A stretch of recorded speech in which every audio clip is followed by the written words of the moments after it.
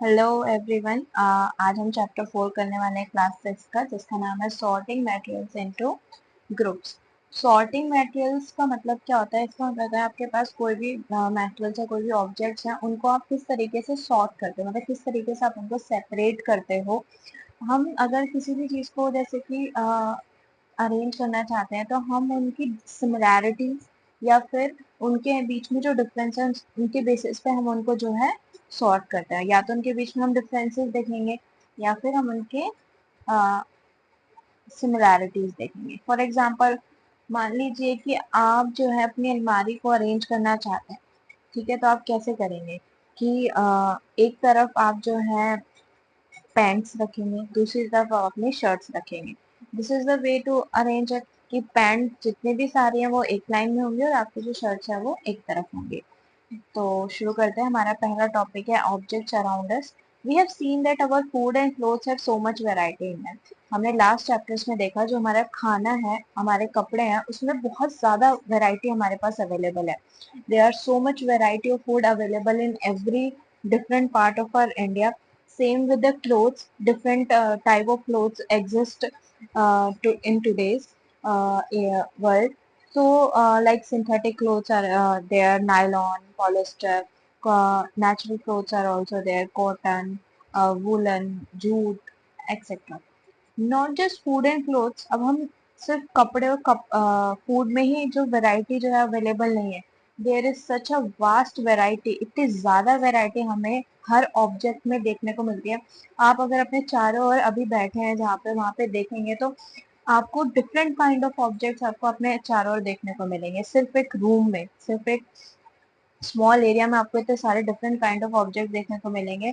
वहीं अगर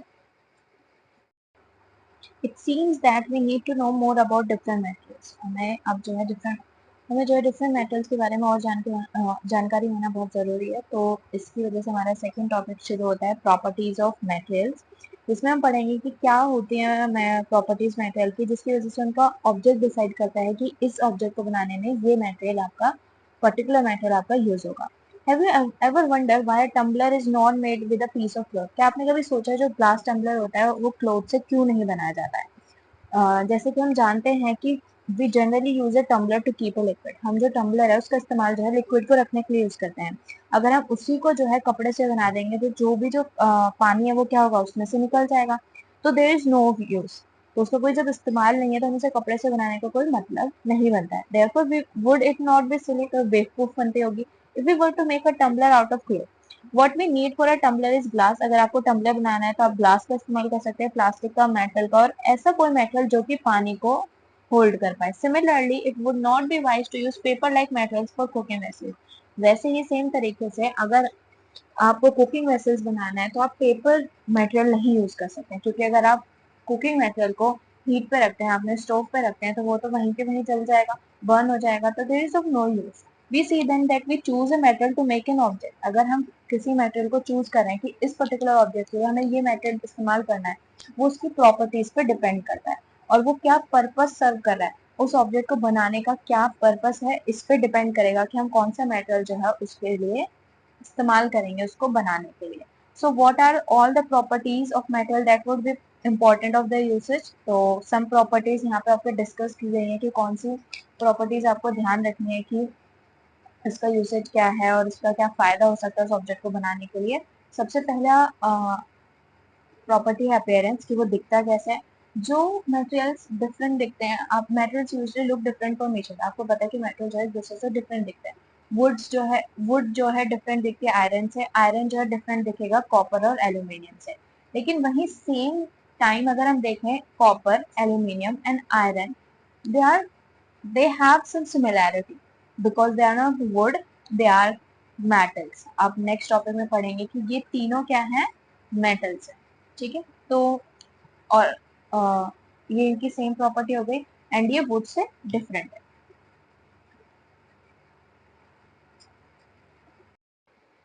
तो अब हम एक्टिविटी 3 करेंगे। इसमें आपको क्या करना है, collect some small pieces of different metals. आपको जो अलग अलग मेटल्स के जो पीसेस है कलेक्ट करने हैं, जैसे paper, cardboard, would, copper wire, aluminium sheet and chalk.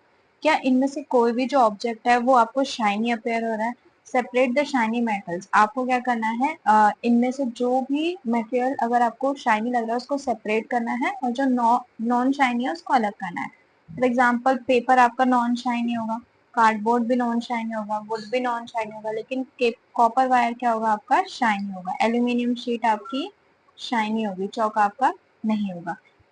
Now observe as the teacher cut each material into two pieces. आपको ऑब्जर्व करना है कि आपकी टीचर जो है हर मटेरियल को जो है टू पीसेस में कट करेगी, ठीक है। जो क्या आपको फ्रेशली जो कट सरफेस है वो शाइनी ऑब्जर्व हो रहा है?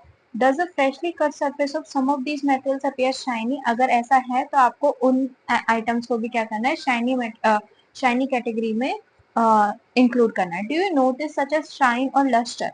लस्टर ही क्या होता है आपका, शाइन होता है। इन द अदर मेटेरियल्स, क्या आप अगर अपने सराउंडिंग में देखें कोई मेटेरियल्स तो क्या वो शाइनी दिखते हैं आपको? Cut them any way as you can. आप अगर उनको कैसे भी कट करें आपको वो शाइनी दिख रहे हैं तो आपको ऑब्जर्व करना है। Repeat this in the class with as many एटल। आपको ये एक्टिविटी जो है अपने जितने भी मेटेरियल्स आपके पास अवेलेबल हो सकते हैं उनके साथ करनी है, और लिस्ट बनानी है with lustre and without lustre objects की। इंस्टेड ऑफ कटिंग, आप अगर चाहे तो बिना कटिंग करे आप उस ऑब्जेक्ट को, उस मटेरियल सरफेस ऑफ मटेरियल को क्या कर सकते हैं, सैंड पेपर से रब कर सकते हैं। इससे क्या होगा, जो उसके ऊपर जो कोटिंग होगी, कोई भी अगर उससे कोटिंग होगी, रस्टिंग होगी, तो वो क्या हो जाएगा, उससे रिमूव हो जाएगा, और आपको पता चलेगा कि उसमें लस्टर है ऑब्जेक्ट में, मटेरियल में या नहीं है, ठीक है। Materials that have lustre are usually metals. जिन मेटेरियल्स में लस्टर होता है उन्हें हम मेटल्स, वो ज्यादातर मेटल्स होते हैं, जैसे कि आपका आयरन, लोहा, copper, aluminium and gold example आपके मेटल्स के, और ये सभी जो है शाइनी होते हैं। Some metals often lose their shine. लेकिन कुछ मेटल्स ऐसे होते हैं टाइम के साथ जो है उनकी शाइन जो है खत्म हो जाती है और वो डल अपीयर करते हैं, लेकिन हम उनकी शाइन दोबारा देख सकते हैं अगर हम उनको रब करें या फ्रेशली अगर हम कट करें उनको टू पीसेस में, तो हम उनकी शाइन दिख सकती है। अब ये जो डल है वो किस वजह से होता है? Because of the action of air and moisture. अगर कोई मटेरियल आपका लंबे समय तक बाहर एयर और मॉइस्चर के कांटेक्ट में आ रहा है किसी वजह से, तो वो जो है उसकी जो शाइन है वो लॉस हो जाती है और वो आपको डल अपीयर होता है। We therefore notice the lustre only on the freshly. इसी वजह से जो है कुछ ऑब्जेक्ट्स में जो आपको डल अपीयर हो रहे थे, लेकिन जैसे ही हम उन्हें कट कर रहे थे तो वो हमें जो है कैसे दिख रहे थे, शाइनी दिख रहे थे। तो इसी वजह से हमें सिर्फ उनकी फ्रेशली कट सरफेस पे शाइन दिख रही थी। When you visit an iron Smith, आपको अगर कभी लोहार की दुकान पे आप जाएं और a workshop, look out for a freshly cut surface. आपको जो है कोई फ्रेशली कट सरफेस देखना है मेटल रोड्स का, और देख ऑब्जर्व करना है कि उनमें लस्टर है या नहीं है, आपको वो लस्टर जरूर दिखेगा। आपकी नेक्स्ट प्रॉपर्टी आती है हार्डनेस। कुछ ऑब्जेक्ट जैसे कि आप जानते हैं कुछ हार्ड होते हैं और कुछ सॉफ्ट होते हैं, तो हम इसमें वही पढ़ेंगे। When you press different materials with your hands, जब आप किसी मटेरियल को जो है अपने हाथों से प्रेस करते हैं तो वो जो है कंप्रेस हो जाता है। Some of them may be hard to compress, कुछ तो कंप्रेस इजीली हो जाते हैं, कुछ नहीं हो पाते हैं। while others can be easily compressed. Take a metal key. अगर आप मेटल की का एग्जांपल लें, अगर आप उसको स्क्रैच करते हैं, the surface of a piece of wood, aluminum, a piece of stone, nail, candle, chalk, आप मेटल की से इन में से कोई भी ऑब्जेक्ट को अगर आप स्क्रैच करते हैं तो इसमें इजीली स्क्रैच होने वाले मटेरियल्स भी हैं और कुछ जो है इजीली स्क्रैच नहीं होंगे। मेटल की से अगर हम वुड को scratch, aluminium, piece of stone, nail, candle, chalk और एनी अदर मेटेरियल को अगर हम स्क्रैच करते हैं, कुछ इसमें से स्क्रैच हो जाएंगे और कुछ नहीं होंगे। जो मटेरियल्स आपके इजीली कंप्रेस्ड हो जाए और स्क्रैच हो जाए उन्हें हम सॉफ्ट कहते हैं, और कुछ मटेरियल्स ऐसे होते हैं जिनको डिफिकल्ट होता है कंप्रेस करना, उन्हें हम कहते हैं hard objects. For example cotton और स्पॉन्ज आपके सॉफ्ट मटेरियल्स हैं, आयरन आपका हार्ड मटेरियल, ठीक है। इन अपीयरेंस मटेरियल्स कैन, हमने देखा अगर हम अपीयरेंस के उससे देखें तो कुछ ऑब्जेक्ट्स होते हैं जिनमें लस्टर होता है, कुछ होते हैं जिसमें नहीं होता है। कुछ ऑब्जेक्ट्स आपके रफ दिखेंगे, कुछ आपको स्मूथ दिखेंगे। Can you think of other properties that describe the appearance? आपको कुछ और प्रॉपर्टीज के बारे में सोचना है जिससे हम उनके अपीयरेंस को डिस्क्राइब कर सकते हैं, ठीक है। It's your homework. Next property soluble और इनसॉल्युबल। सॉल्युबल का मतलब होता है कोई चीज घुल जाना, ठीक है, और इनसॉल्युबल का मतलब होता है जो चीज नहीं घुल रही है किसी पानी में या फिर किसी और ऑब्जेक्ट लिक्विड में। Collect some exam samples of some solid substances. आपको कुछ सॉलिड सब्सटेंसेस लेने जैसे sugar, salt, chalk powder, sand and sawdust. आपको जो है 5 ग्लासेस या 5 बीकर्स लेने हैं, जैसे कि 1, 2, 3, 4, 5. Fill each one of them about 2/3 with water. आपको जो है इनमें पानी भरना है, ठीक है, सब में.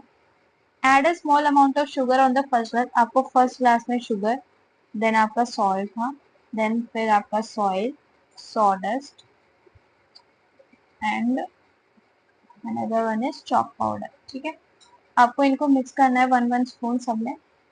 Similarly, add small amount of other substances into the other glass. Stir the content. आपको भी इनको जो है स्टिर करना है with the help of spoon. आपको इनको अच्छे से घुलाना है. Wait for a few minutes. फिर आपको कुछ देर के लिए वेट करना है और ऑब्जर्व करना है पानी में आपने इन सब्सटेंसेस को जिनको स्टिर करा है उनके साथ क्या होता है.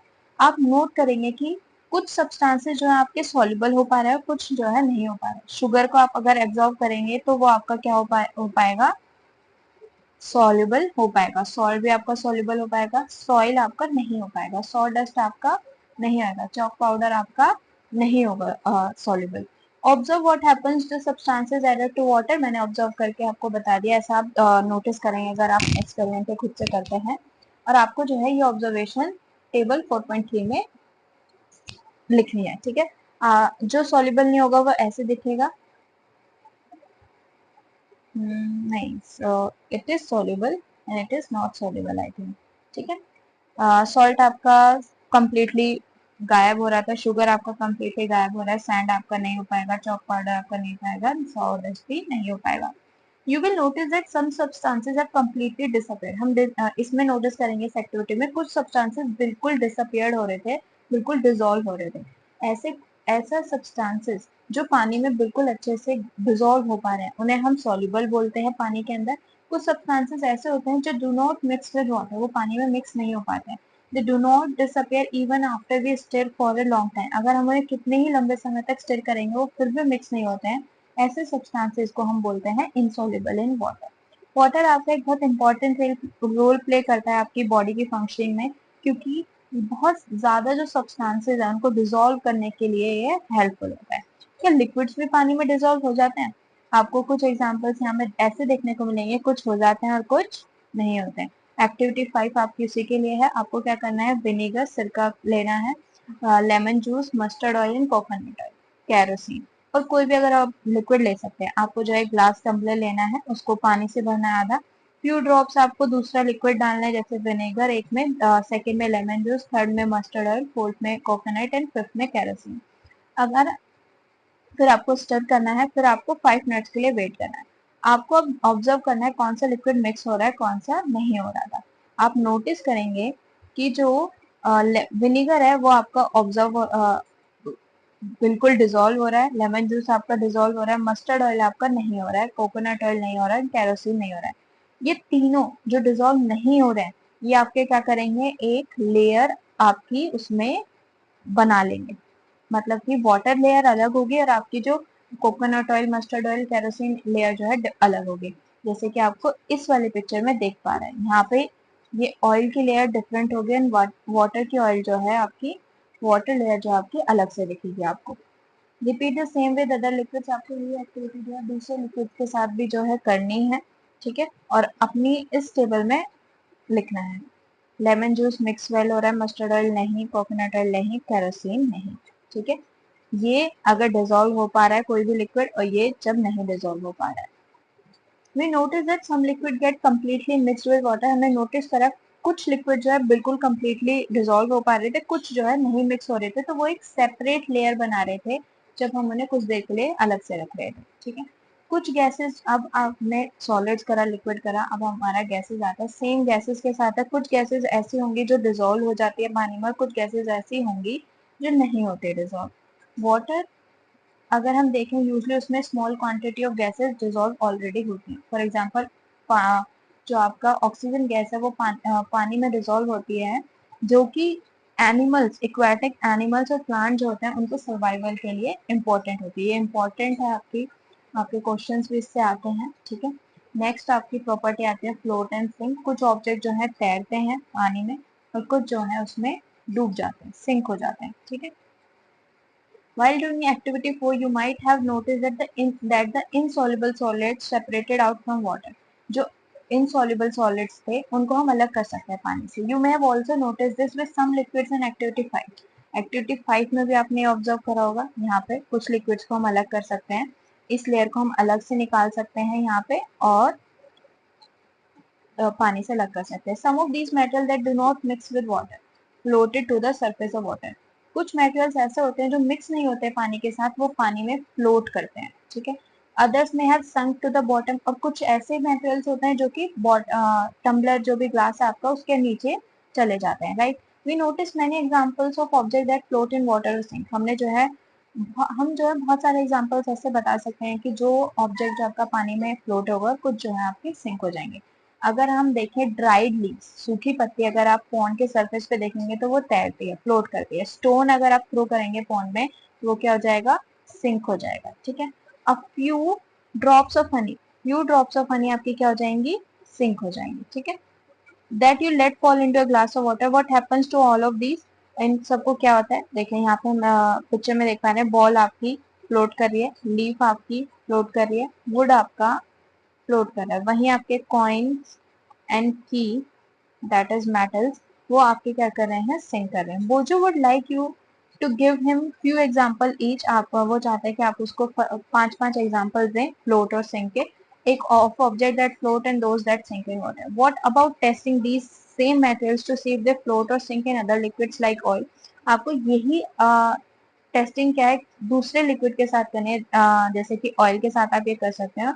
फिर आपको ऑब्जर्व करके बताना है कि सेम चीज ऐसा हो रही है कि जो ऑब्जेक्ट्स आपके पानी में फ्लोट कर रहे थे वो ऑयल में भी फ्लोट कर रहे हैं क्या, जो ऑब्जेक्ट्स आपके पानी में सिंक कर रहे थे क्या वो आपके ऑयल में भी सिंक कर रहे हैं।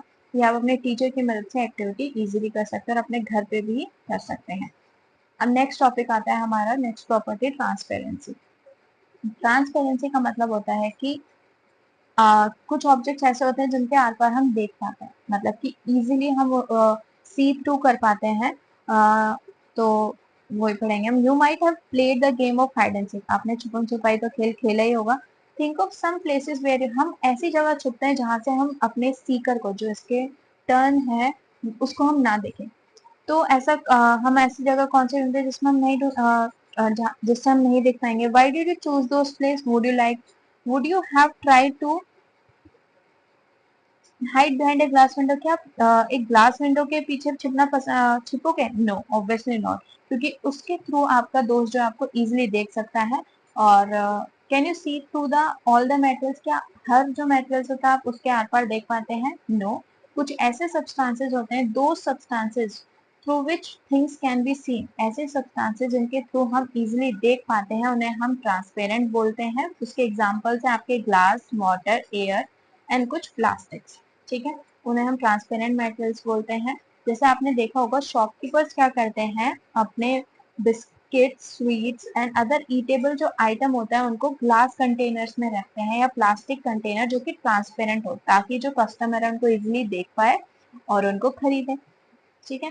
वहीं दूसरी तरफ अगर हम देखें, कुछ मेटल्स ऐसे होते हैं जिनके थ्रू हम बिल्कुल नहीं देख पाते हैं, ऐसे ऑब्जेक्ट्स को हम जो है ओपेक मटेरियल्स बोलते हैं। जैसे कि for example closed wooden box, अगर एक कोई डब्बा है वुडन का और वो बंद है तो हम नहीं बता सकते उसके अंदर क्या है, क्योंकि कुछ भी विजिबल नहीं है। एक cardboard container and a metal container के साथ सेम चीज है। वुड, कार्डबोर्ड एंड मेटल्स आपके ओपेक मटेरियल्स के एग्जांपल्स हैं। Do we find that we can group all materials and object without any confusion, क्या आपको लग रहा है कि हम सारे मटेरियल्स को इन दो कैटेगरीज में इंक्लूड कर सकते हैं, या तो वो ओपेक हो गया, हम ट्रांसपेरेंट, नो। कुछ ऐसे मटेरियल्स भी होते हैं जिनके थ्रू हम पार्शली विजिबल, जो कि पार्शली देख पाते हैं, ठीक है। ना हम उनसे कंप्लीटली देख पाएंगे, ना ही कंप्लीटली देख पाएंगे, ना ही कंप्लीटली वो विजिबल होते हैं, ना ही कंप्लीटली हिडन होते हैं, ठीक है। इसी में आपकी एक्टिविटी 6 आती है। आपको एक शीट ऑफ पेपर लेना है, उसको जो है लाइटेड बल्ब की तरफ रख के देखना है, उसमें आप देखेंगे नहीं दिखेगा आपको। वहीं अगर आप उसमें 2 to 3 ड्रॉप्स ऑयल की डालें, उसको स्प्रेड करें शीट ऑफ पेपर पे, तो आपको दोबारा उस लाइटेड बल्ब की तरफ देखना है, उस पोर्शन ऑफ द पेपर से आप देखेंगे हमें बल्ब जो है थोड़ा क्लियरली विजिबल हो पा रहा है उस पेपर से। But can you see clearly through the oil paper, लेकिन क्या आप क्लियरली देख पा रहे हैं, नो, क्लियरली नहीं देख पा रहे हैं, बट हम आइडेंटिफाई कर सकते हैं ऑब्जेक्ट ये हो सकता है। Is everything on the other side is visible, no, perhaps not. Those materials through which objects can be seen but not clearly, ऐसे ऑब्जेक्ट्स, ऐसे मटेरियल्स जिनके थ्रू हम ऑब्जेक्ट्स को क्लियरली नहीं देख पाएंगे, पर through which objects can be seen but not clearly are known as translucent. आपने एक फैट का टेस्ट किया था लास्ट चैप्टर्स में, जिसमें था कि आपको प्रेजेंस ऑफ फैट चेक करना है। वो जो पेपर था आपका वो भी ट्रांसलूसेंट था। Can you think of some more examples? आपके कुछ और एग्जांपल्स और लेने हैं यहाँ पे और सोचने और बताने हैं। We can therefore group materials as opaque. अब हम बोल सकते हैं कि हम मटेरियल जो है या तो वो ओपेक होगा या ट्रांसपेरेंट या ट्रांसलूसेंट। यहाँ पे पहेली बोल रहे कि अगर आप टॉर्च के ऊपर अपना हाथ रखें और फिर उसको टॉर्च को ऑन करें तो ये जो आपकी पिक्चर है वो आप बता सकते हैं कि वो ट्रांसलूसेंट है। पहली suggest covering the glass of torch with your palm at a dark place, switching on the torch and observe the side of the palm. She want to know whether palm of your hand is opaque, transparent or translucent. It is translucent. ठीक है। उसके बाद भी learn that materials differ in their appearance. हमने इस chapter में पढ़ा कि जो मटेरियल्स होते हैं वो अपनी अपीयरेंस में डिफरेंट होते हैं। कुछ जो है आपके शाइनी होते हैं, ब्लशर होता है, और कुछ जो है नॉन शाइनी होते हैं। कुछ ऑब्जेक्ट जो है आपके हार्ड होते हैं और कुछ ऑब्जेक्ट जो है आपके सॉफ्ट होते हैं। ठीक है। हमने फिर पढ़ा कि कुछ ऑब्जेक्ट, कुछ मटेरियल जो है सॉल्युबल होते हैं एंड कुछ आपके इनसॉल्युबल होते हैं। फिर हमने पढ़ा कुछ जो है फ्लोट कर सकते हैं और कुछ जो है सिंक कर सकते हैं। दे में फ्लोट और सिंक।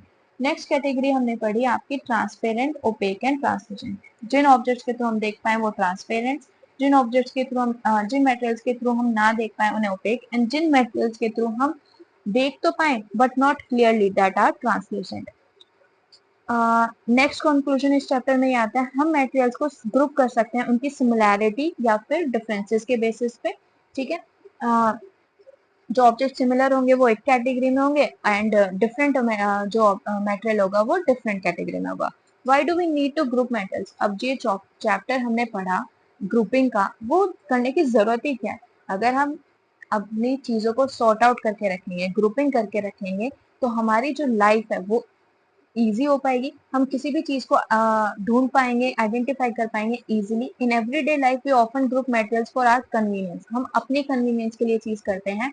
अगर आप घर में देखेंगे, we usually store things in such a manner that similar objects are place. हम अपने घर में भी ऐसे चीजों को प्लेस करते हैं कि अगर मेडिसिन हैं उनको एक अलग बॉक्स में प्लेस करते हैं। वहीं अगर हम अपने अलमीरा अरेंज कर रहे हैं तो हम अपने पैंट्स को अलग लाइन में रखते हैं और जो आपकी शर्ट्स रहती हैं वो टॉप्स आप अलग लाइन में रखते हैं। ऐसी अरेंजमेंट जो है आपको उन चीजों को लोकेट करने में इजीली, आप उनको इजीली लोकेट कर पाते हैं। सिमिलरली ग्रोसर जो होता है आपका, वो क्या करता है, जो बिस्किट्स होते हैं आपके उनको एक कॉर्नर ऑफ शॉप में रहता है, सोप्स को जो है आपके दूसरे कॉर्नर में, वही ग्रेन्स एंड पल्सेस को, आपके नाज और दालों को जो होगा दूसरी प्लेस पे रखता है। देयर इज अनदर रीजन जिसकी, अब क्या होता है ऐसे ग्रोसर करने का, ग्रोसर ऐसे क्यों करता है? ताकि जब भी कस्टमर आए तो इजिली जो है चीजों को ढूंढ पाए। अगर उसने कोई पर्टिकुलर बिस्किट मांगा है तो उसे पता है कि बिस्किट का जो मेरा कॉर्नर है इधर है तो इसी में वो होगा। ठीक है, उसको कंफ्यूजन ना हो, वो चीजों को ढूंढने में अपना टाइम वेस्ट ना करे। There is another reason why we need such grouping useful. एक और रीजन है हमें ऐसे ग्रुपिंग करने का।